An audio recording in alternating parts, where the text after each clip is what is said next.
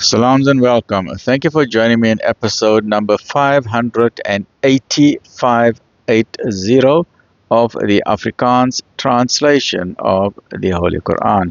En ons is besig nou met die Heilige Quran en dit is die Heilige Quran by Imam M.A. Baker. Auzubillahi minash shaitani rajim.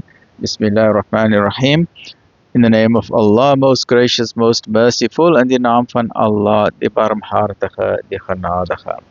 Episode 580, die Allerhoogste, Surah 87, Surah Al-A'la, either A'la or A'la, the Most High, die Allerhoogste.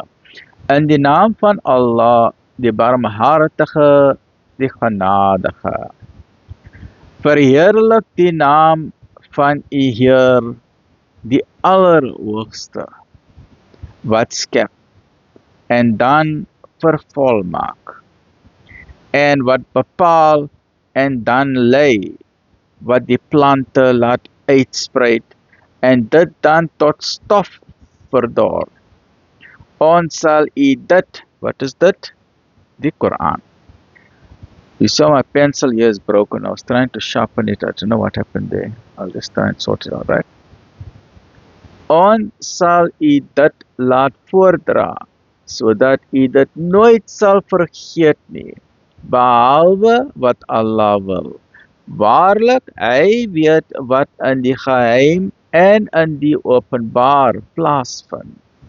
Ons sal U weg voorspoedig maak. Vermaan dan, wat vermaning is goed, want vermaning is goed. Hy wat vrees sal oplettend wees, maar die rampsalige wat dit vermy, sal in die vuur brand. Daarin sal hy nie kan lewe en ook nie sterwe nie. Voorspoedig is hy wat homself reinig, en die naam van die Heer op sy lippe neem en bid.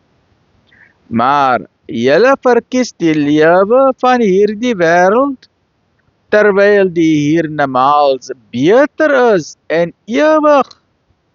Waarlik, dit is in die ou geskrifte vermeld, die geskrifte van Abraham en Moses. Asseblief share this with others, and please subscribe and like, and main thing is share knowledge with others, not only this knowledge, but other knowledge as well. Lekker bly, alhamdulillah.